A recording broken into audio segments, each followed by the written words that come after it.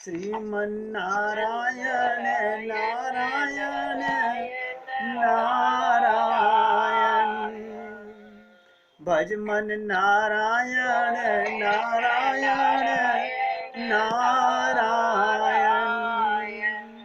भज मन नारायण नारायण नारायण।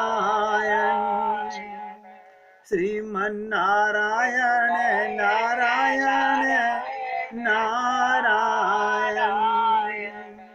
श्रीमन नारायण नारायण नारायण।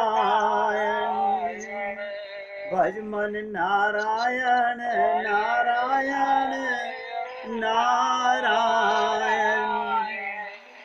सभी पुण्यात्मा एकाग्रचित होकर सुनिएगा। जैसे सब गोपियों की लौ भगवान में लग जाती है, ऐसे ही भक्त एक बार जिसको प्रेम का रोग लग जाता है, ये संसार का प्रेम नहीं, ये तो जड़ वस्तुओं का प्रेम है, ये तो स्वप्नवत है। जैसे रात को सपना देखकर सुबह हम ही बोलते हैं, अरे रात बड़ा झूठा सपना देखा। सब झूठा है, कहते ना, झूठा है संसार, धोखा खाएगा, कर ले हरि से प्यार, वरना पछताएगा। अब कहते हैं फिर जागे क्या होता है, जब चिड़िया चुग गई खेत। अक्सर लोग क्या कहते हैं, पंडितों को घर में बुला के, संतों को घर में बुला के, अब इनके प्राण जा रहे हैं, अब इन्हें कुछ सुना दीजिए।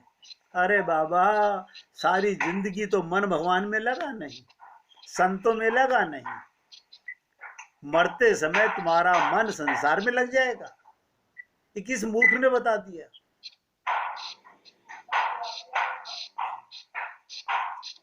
देखिएगा, हम लोग और आप लोग जब आईना देखते हैं तो आईने में हमारे को ये मिट्टी का चेहरा नजर आता है। हम क्या कहते हैं, माथे के ऊपर कालस आ गई है, नाक पे झुर्रियां पड़ रही हैं, ये तो नजर आता है। और क्या नजर आता है? हम उसे छुपाने के लिए क्रीम पाउडर लगाते हैं। कभी आपके अंतःकरण में, मन में जो कूड़ा करकट भरा हुआ है, वो नजर आता है? सोच के देखिएगा, आप ही का तो मन है। भगवान ने तो हमको क्लीन स्लेट करके भेजा था। जब हम आए थे माँ के गर्भ से, भगवान से वादा करके आए थे 7वें मास में कि प्रभु एक बार मौका दीजिए, मैं भगवत प्राप्ति करके ही दम लूंगा। लेकिन माया महाठगनी हम जानी। और गोपियों की क्या दशा होती है?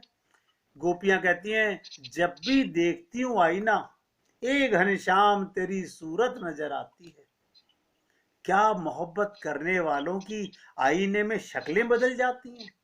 हम तुम आईना देखें तो हमारा चमड़ा नजर आता है, और गोपियां आईना देखें तो भगवान श्री कृष्ण नजर आते हैं। कारण क्या? उनकी आंख की पुतली में घनश्याम बैठे हैं। जिसे कहते हैं ना, ऐसी लागी लगन मीरा हो गई मगन, वो तो गली गली हरि गुण गाने लगी। बस लगन की बात है। अगर ये लग जाए, लगन की बात है सारी। गोपियों को जित देखूं तित श्याम मई है, उन्हें सब में भगवान ही नजर आता है। पत्रम पुष्पम फलम तोयम। भगवान तो कहते हैं, एक घास का तिनका तोड़ के मुझे अर्पित कर दो। और रामायण क्या कहती है? मन क्रम बचन छाड़ी चतुराई, भजतई कृपा करई रघुराई। बताइए, छोटी सी बात, पूरी रामचरितमानस पढ़ते हैं हम लोग, लेकिन बाचते हैं। बाचने से कुछ नहीं होगा। कहते ना, पोथी पढ़ पढ़ जग मुआ, बयान पंडित कोई, अर ढाई आखर प्रेम का, पढ़े सुपंडित होई। मन क्रम वचन छाड़ी चतुराई। और भगवान कह रहे हैं, मोए छल कपट छिद्र न भावा। और हमारे अंदर यही तो भरा हुआ है, हमारे अंदर कितनी कालस है। और मैं कहता हूं, अभी तो आपको मैं चित्त का अगर पूरा का पूरा भाव दिखाऊं अंदर का, हमारा हृदय चित्त जो है अनंत जन्मों से बिगड़ा हुआ है। हम क्या कहते हैं, ये हमारी प्राइवेट बात, उन्हें क्या पता चलेगी। अबे तुम्हारे बाप को तो पता चल रही है, जो अंदर बैठा हुआ है, जो परमात्मा तुम्हारे अंदर बैठा है। जानत है प्रभु सबके मन की, लेकिन हम वहां भी पर्देदारी करते हैं। तो रामचरितमानस की छोटी सी चौपाई, मन क्रम वचन छाड़ी चतुराई, भजत ही कृपा करई रघुराई। अर्थात सर्वात्म समर्पण से ही, ध्यान दीजिएगा, सर्वात्म समर्पण से ही माया से मुक्ति। ये मन में ना छल कपट छिद्र, उसे पता नहीं चलेगा। हमारे गुरु जी को क्या पता चलेगा, गुरु को भगवान दिव्य दृष्टि दे देता है,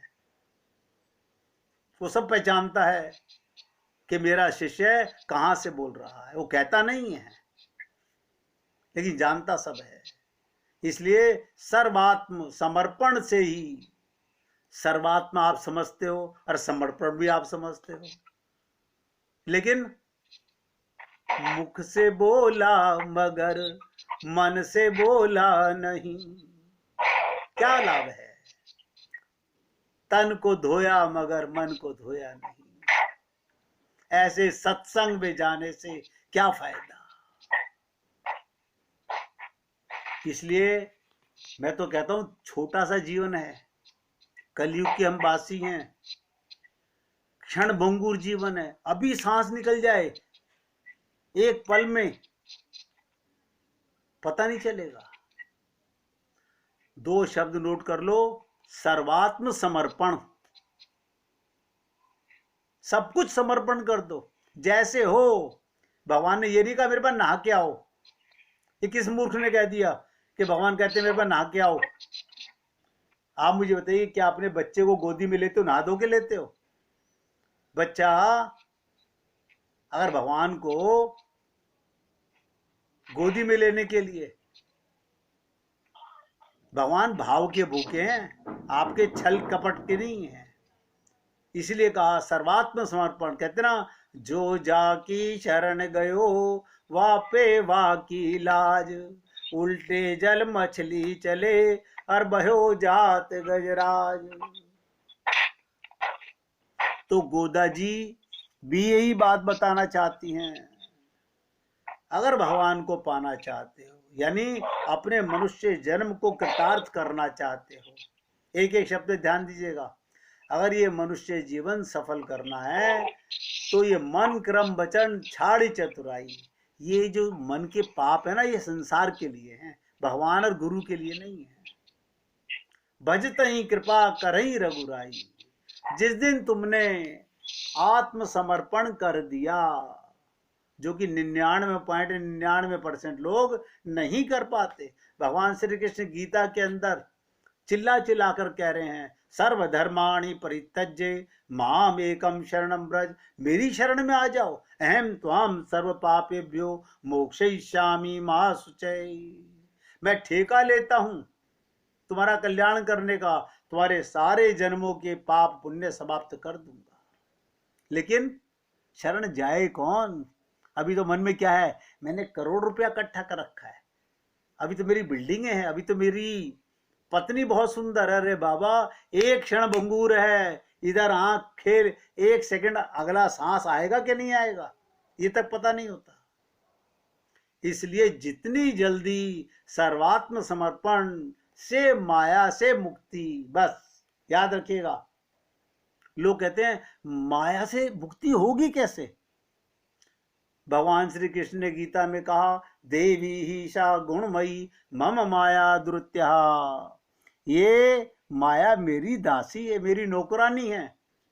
और मैंने इसे क्या कहा है, इस जीव के पीछे लग जा, जब तक ये समर्पण नहीं करेगा तो इसको ठगती रहे।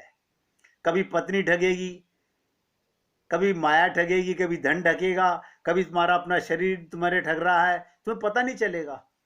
मन माया का बेटा है, मैंने कई बार आपसे कहा। ये आपको बार बार लेके जाएगा। हम गुरु के पास सत्संग में जाके तो कहते हैं नहीं गुरुजी हम आपकी शरणागति में हैं।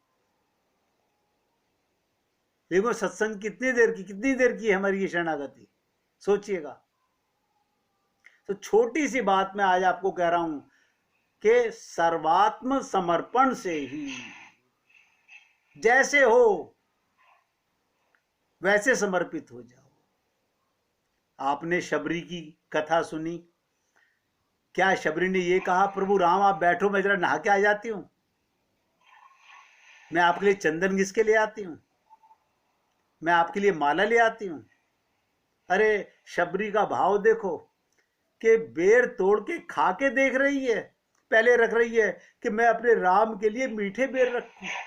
अब कितना विश्वास था मतंग ऋषि पर कि गुरु ने कहा कि बेटी चिंता न कर तेरे घर तो राम आएंगे। शबरी एक विश्वास पर जीवन गुजार दिया। छोटी सी आयु में गुरु चले गए, ये बात बोलकर जीवन गुजार दिया कि एक दिन मेरे राम मेरे घर जरूर आएंगे। भगवान जाते हैं आते हैं, लेकिन अंदर से साफ होना पड़ता है। क्लीन ही माँ के गर्भ से आए थे, जब ना माँ को जानते थे ना पिता को जानते थे, ना कोई पति ना कोई पत्नी, अपना शरीर तक का हमें होश नहीं था, रोना जानते थे। अब क्या कर लिया हमने, तब हम पैदा होते ही रोए थे, पहला वेद मंत्र था, हम भगवान के लिए रोए थे कि वो मेरा प्रीतम कहाँ है जो माँ के गर्भ मेरी रक्षा कर रहा था। लेकिन बाहर आते ही माया के चंगुल में बच्चा ऐसा फंसता है, फिर सारी जिंदगी माया के लिए रोता है। तो भावार्थ ध्यान से सुनिएगा, माया से मुक्ति और भगवत का लाभ सर्वात्म समर्पण से मिलता है। हम ईश्वर के शरणागत और गुरु के शरणागत हो जाना है। ऐसी शरणागति के आधार पर ही, ऐसी शरणागति के आधार पर ही ईश्वर कृपा निर्भर है। बिना शरणागति के किसी को भगवत प्राप्ति नहीं हुई। रट लो इस बात को। अच्छा शरणागति में करना क्या है, ध्यान दीजिएगा। आपके अंतःकरण में सारी गंदगियां भरी हुई हैं। आपका शरीर जर्जर हो गया है, बूढ़ा हो गया है, हाँ हो गया है, दांत भी निकल गए हैं, आंखें देखती नहीं है। जैसे हो अपने आप को भगवान का मान लो बस। अब बताइए मानने में क्या जा रहा है। मैंने आपको बताया था ना, एक गोपी आंखों से दिखता नहीं, आंखों से दिखता नहीं, मन की आंखों से देखती है। सूरदास भगवान को कैसे देखते थे, वो तो अंधे थे, मन की आंखों से देखते थे। कहते ना घूंघट के पट खो लेरी तोए पीऊ मिले। भगवान मिलेगा कब, जब अंतःकरण को शुद्ध करोगे। तो वो गोपी अपनी बहू से बोली, ध्यान दीजिएगा, आंखों से दिखता नहीं, कह रही है बहू आज मेरा श्रृंगार कर दे। क्या कर दे, आज मुझे सजा दे। वो कह रही है अरे बुढ़ापे में तुझे दिखता नहीं, क्या करेगी श्रृंगार करा के। कह रही है मेरा जैसे दुल्हन का श्रृंगार करते हो ऐसे श्रृंगार करते हो। लठिया लेके चलती है बुढ़िया। बहू ने भी सोचा नाराज हो जाएगी सास, श्रृंगार कर दिया। लेकिन बहू देखने लगी कि देखती हूं ये श्रृंगार करा के करेगी क्या। देखिएगा भक्ति की बात बता रहा हूं। जिसको आंखों से दिखता नहीं, लाठी लेके हाथ में अपने श्रृंगार करा के बहू से दरवाजे के बाहर बैठ गई। उसको पता था कि सबसे पहले बछड़े फिर गैया, फिर कन्हैया आता है, बाल सखाओं की टोली में आता है। जब पैरों से गैया उछल उछल के बाहर जाती हैं वन के लिए, कृष्ण चराने जाते हैं, तो वो अपने मन की टकटकी से देख रही है। जैसे ही बच्चों की टोली आई और कृष्ण आया, अंतःकरण की आंख से देख रही थी, तुरंत अपनी लकड़ी अड़ा देती है। भगवान श्री कृष्ण कहते हैं, अरे आंखों से दिखता नहीं और लठिया अड़ा रही है। भगवान लठिया के नीचे से निकलने लगते हैं तो हाथ से रोक लेती है। भगवान आलिंगन कर लेते हैं गोपी का। क्यों? वो कहती है, मेरी आंखों से नहीं, उसकी आंखों से तो मैं दिखूंगी, मैं उसका श्रृंगार, उसके लिए श्रृंगार कर रही हूं। अरे श्रृंगार करना पाप नहीं है, लेकिन भगवान के लिए कर। कभी हम लोग इन भाव से गोपी प्रेम में आना। भगवान श्री कृष्ण ने क्या कहा कि मेरी 16,108 पत्नियां, एक दो नहीं, 16,108 पत्नियां, लेकिन मैं गोपियों का ऋणी रहूंगा। ये गोपियां कौन है? जिन्होंने आत्मसमर्पण किया है, सर्वात्म समर्पण किया है। पति घर में है, शरीर पति को दे रखा है, मन भगवान को दे रखा है। जो देने वाली चीज है वो तो हम भगवान को देते नहीं। हम भगवान से कहते हैं, प्रभु जी हमें 1,00,000 रुपया आपके लिए दान कर रहे हैं, हम आपका प्रसाद इतने का चढ़ा रहे हैं, इससे क्या होगा? वो तो भगवान का ही दिया हुआ पैसा। अरे देना है तो अपना मन दो। इसलिए कहा गया रामचरितमानस की एक चौपाई ने कि मन क्रम वचन छाड़ी चतुराई, भजतई कृपा करई रघुबराई। शरणागति के आधार पर ही ईश्वर कृपा निर्भर है। जो जो जीवात्माएं, ध्यान से सुनिएगा, जो जो जीवात्माएं उनके शरणागत हो गई, वे अपने चरम परम लक्ष्य परमानंद को प्राप्त कर चुकी। और मैंने आपसे कहा था, मरने के बाद किसी को भगवत प्राप्ति नहीं होती। मरने के बाद किसी को भगवान नहीं मिलते, भगवान इस देह में मिलते हैं, इस देह में मिलते हैं। मरने के बाद ये मत सोचिएगा कि आपके बच्चे आपके लिए गंगा जी में फूल डाल देंगे तो भगवान मिल जाएंगे। इसलिए मैं सबसे निवेदन करता हूं, हम जब तक शरणागत नहीं होंगे, वो चरम लक्ष्य परमानंद को प्राप्त नहीं कर सकते। और जो जो शरणागत नहीं हुए, उन्हीं के ऊपर ईश्वर की कृपा नहीं हुई। वे ही अपने लक्ष्य से वंचित होकर 84 लाख योनियों में काल कर्म स्वभाव गुण घेरा। इसे क्या कहा गया? ध्यान दीजिएगा, 84 लाख योनियों में कौन भटकता है? हर 84 लाख योनियां आज तक भी डिस्कवरी वालों ने भी 84 लाख योनि की खोज नहीं कर पाए हैं। मन देखिएगा, गोबर के अंदर जो कीड़ा है नी, उसमें भी भगवान है, आप सोच नहीं सकते। इसके लिए क्या कहते हैं? फिरत सदा माया कर प्रेरा, काल कर्म स्वभाव गुण गेरा। ये जीव काल कर्म स्वभाव के कारण संसार में ऐसे ही चक्कर लगा रहा है। पुनरपि जननम पुनरपि मरणम, हम संसार में ऐसे ही आते रहे और ऐसे ही जाते रहेंगे। आज गोदा जी, लक्ष्मी जी, सब सखियों को लेकर, देखिए हमने पहले दिन आपसे कहा था कि आज की तारीख में हम चाहें कि वृंदावन में भगवान की रास लीला देख लें, तो भावनात्मक रास लीला देख नहीं लें, भगवान के रास में शामिल हो जाएं। आज भी भगवान नृत्य कर रहे हैं, लेकिन कौन देखता है?